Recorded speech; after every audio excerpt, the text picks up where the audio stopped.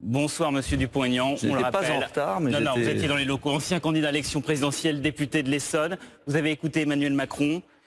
Quelle est votre réaction à son discours? Toujours les mêmes discours.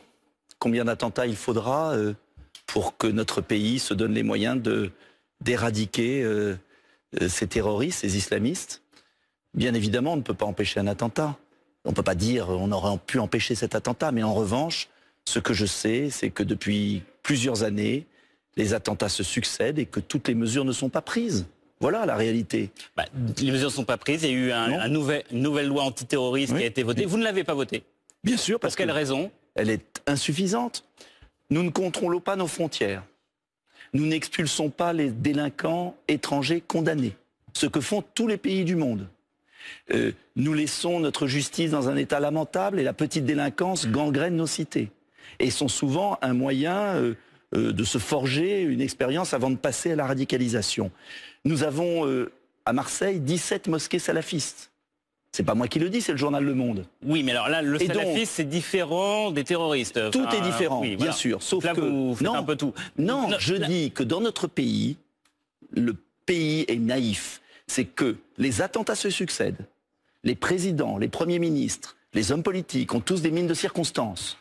Mais la réalité, c'est qu'il y a des mesures beaucoup plus énergiques, beaucoup plus fortes à prendre. Et si on continue comme ça, eh bien, nous aurons éternellement des attentats. Quelles mesures vous proposez? Notamment Contrôle pour les des frontières, contrôle des frontières, expulsion systématique des délinquants étrangers qui commettent des délits. Oui, mais des délits qui n'ont rien à voir avec le terrorisme. Et bien évidemment. Donc vous faites un lien entre des délinquants qui font des délits qui n'ont rien à voir avec le terrorisme. C'est exactement le cas de cet auteur. Il est allé en prison, absolument. Plus qu'en prison. Détention d'armes, plus qu'en prison. C'est exactement le profil de tous les terroristes. Si vous regardez depuis le début des attentats... tous les délinquants ne deviennent pas terroristes, même si tous les terroristes ont été des délinquants. Ce que je veux dire, vous pouvez pas... Nous sommes un des rares pays au monde pour lesquels les délinquants étrangers ne sont pas expulsés au terme de leur peine. Donc je dis qu'il faut maintenant en finir. Sur les fichiers S, Troisième point, les fichiers S étrangers doivent être expulsés du pays. Il est franco-marocain, donc c'est un cas différent. Expulsés du pays. J'ajoute enfin qu'il faut fermer les lieux de haine qui prêchent des discours d'exclusion, car il y a toute une jeunesse qui est en danger. Bien évidemment, je ne dis pas que toutes ces mesures prises individuellement vont empêcher tout acte. Ce serait excessif. Je dis simplement qu'il y a une palette de mesures à prendre, qui sont prises d'ailleurs dans certains pays. Je lisais récemment qu'à Abu Dhabi, les frères musulmans ont été interdits, les salafistes, en Égypte, en Tunisie. Donc il y a bien un moment où il va falloir dans notre pays employer de vrais moyens pour réduire la menace terroriste. Il y aura toujours une menace, mais la réduire. Et j'invite vraiment le gouvernement, j'avais publié 25 mesures, après l'attentat tragique de Charlie Hebdo, eh bien ces 25 mesures, elles sont malheureusement d'actualité plusieurs années après.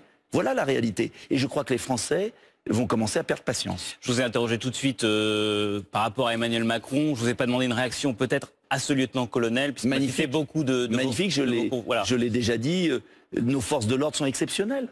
On le sait. Mais nos forces de l'ordre sont débordées. Il y a urgence à recruter les personnels nécessaires. Il y a eu des efforts de fait, car beaucoup de choses ont été faites déjà. Ne disons pas que rien n'a été fait.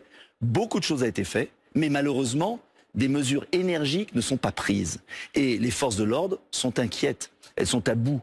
Et vous savez que l'opération Sentinelle, que je connais bien, est très consommatrice d'effectifs, et que j'avais proposé à l'époque que l'opération Sentinelle soit relevée par le recrutement de personnel spécialisé. En un mot, il y a 15 000, d'après le ministre de l'Intérieur, 15 000 radicalisés. 15 000. Et vous le savez très bien. 20 personnes pour surveiller une personne. On ne peut pas. Donc cela veut dire qu'il faut à la fois accroître les moyens du renseignement, cela a été fait, et il y a eu des attentats déjoués, c'est positif, mais encore une fois, cela ne suffit pas. Emmanuel Macron n'est pas naïf par rapport au terrorisme? C'est ce que dit Marine Le Pen aujourd'hui. Écoutez, en tout cas, il est impuissant et il ne s'est pas donné les moyens de tout faire. Et je le dis très clairement, sans contrôle des frontières, sans expulsion des étrangers qui commettent des délits, sans bracelet électronique pour les fichiers S, sans nouvelles places de prison, Emmanuel Macron réduit le nombre de places de construction de places de prison de 15 000 à 7 000 et prévoit des peines alternatives. Il réduit ce qu'il a prévu de construire. Oui, Donc il en faut 40 000 en France. Voilà. 7 000, ça suffit même pas pour avoir des cellules individuelles. J'ai été visiter la prison de Fresnes, le directeur m'expliquait que les radicalisés sont mélangés aux prisonniers. Donc, ce que je veux dire, c'est que l'échelle du défi qui est devant nous est colossale.